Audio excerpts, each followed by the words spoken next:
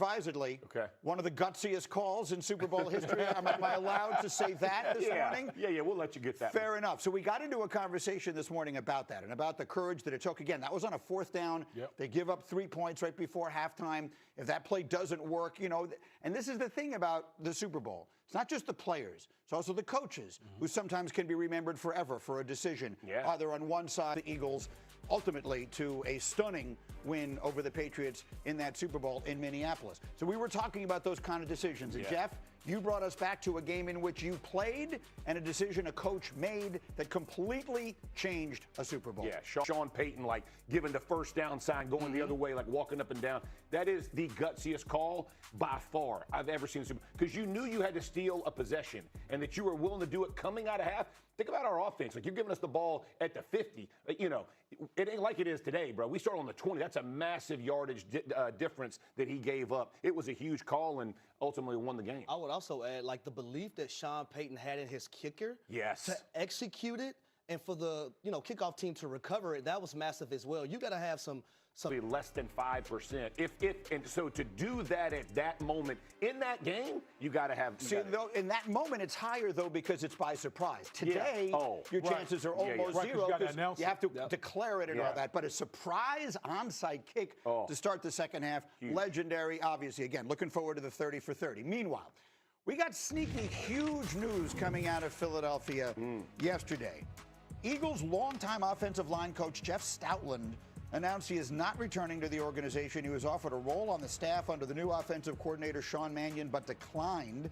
Stoutland's agent Alan Herman has indicated that his client was frustrated with how last season transpired, with his voice not being heard within the organization. I have 2 offensive linemen here. So I brought this in this morning and I said, is this something we want to do here today or not? And what's the first thing you said to me? This is huge. Yeah. This is a huge blow to the Philadelphia Eagles. Jeff Stoutland is one of those rarefied air offensive line coaches.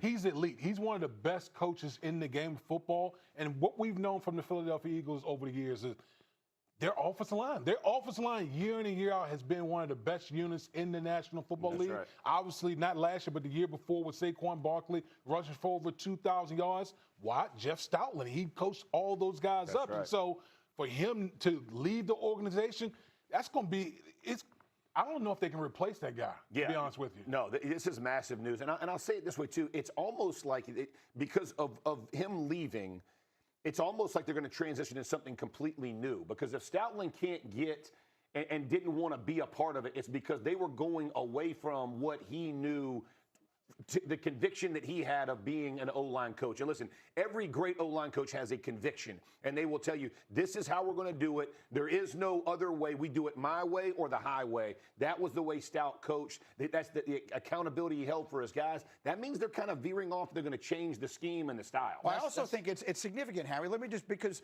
we talk about the dysfunction on that team and the questions and the reading of the books and all the cryptic posts and everything else that happens. I mean, here's, again, an offensive line coach whose agent is saying that he was frustrated with how last season transpired with his voice not being heard within the organization. The level of dysfunction has reached a point where the offensive line coach said, I've had enough here. Something's just not right. Well, Greeny, I remember it was a few weeks ago, and we were talking about the Philadelphia Eagles and why they haven't hired an offensive coordinator at that time. Yeah.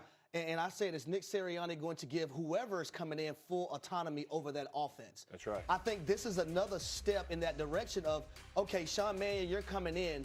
We know you have this implemented system that you probably want to run. We're going to give you full autonomy and let you be the loudest voice. That's right. And that's the next thing for this offense to move forward. And it's a very different style run game. Like what Man's coming from and what Stoutland wanted to do. Those two things were not, they did not complement each other. The way that he wanted to run the game, and he's the run game coordinator. So all of those things have to fit. For play action, for protection, all of it has to look the same. For whatever reason, they couldn't get it working. But I think the bigger point is, you know, we've always talked about like all the sniping with A.J. Brown and all those type of things. I always said, if you're hearing that, that's only 10% of what's really going on behind the scenes. It's like 5-alarm fire. When you hearing snippets from players complaining, trust me, it's a lot worse behind the scenes. I like that, snippets. From now on, we're using that. We're hearing snippets from players. And now the offensive line coach is out. Staying in the NFC East, Cowboys wide receiver George Pickens set to become a free agent this offseason after a monster year, 93 catches, 9 touchdowns. Yesterday out in San Francisco, Kay Adams was talking to his teammate CeeDee Lamb about how hard he's been working to keep his fellow wideout in Dallas. Listen. How much behind-the-scenes work are you doing to keep him there? A lot. Tell me. Because everybody in my face is trying to recruit him while I'm standing right next to him as if I'm not. At the Pro Bowl? Yes. Tell me who. I want to know Micah who. for one. Micah? Let's start with Micah. He's trying to get out of here. Yeah, I don't know. Scooter. I don't know what's going on with him. He's a little too active to be on a scooter. Green Bay wants George Pickens. Yeah, but they're not getting them.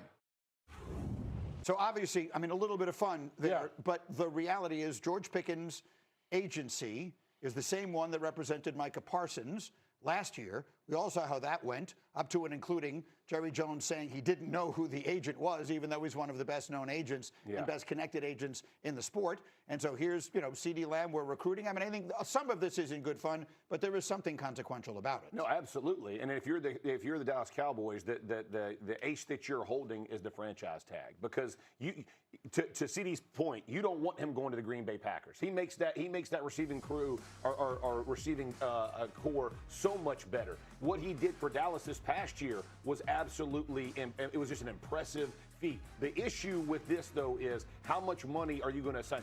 CeeDee Lamb's already being paid, Dak's being paid. How much can you give that receiver room is going to be the question. The number one priority is the defensive side of the football. Yeah. Look at the two teams in the Super Bowl. Top 8 in total defense. You look at the Dallas Cowboys last season, 30th in total defense, 32nd in pass defense, and 32nd in points allowed, allowing 30.1 points per game. Yeah. If you can't stop a nosebleed, I don't give a damn if you score 32. If you give up 33, you're going to lose the ball game. You're right. But I think it's hard.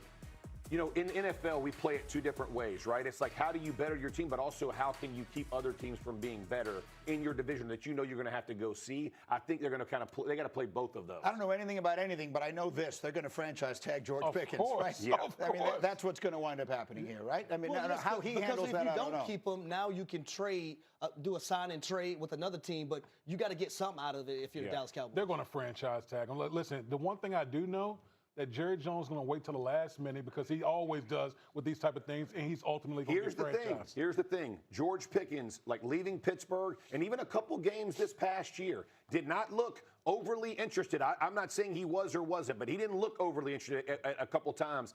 You franchise him, you can make me play. You can't make me play hard. There's something to say for that, too. You know it. And receivers of any position, what do they care about, Greeny? Chris Carter once said it to me, receivers only care about 2 things, me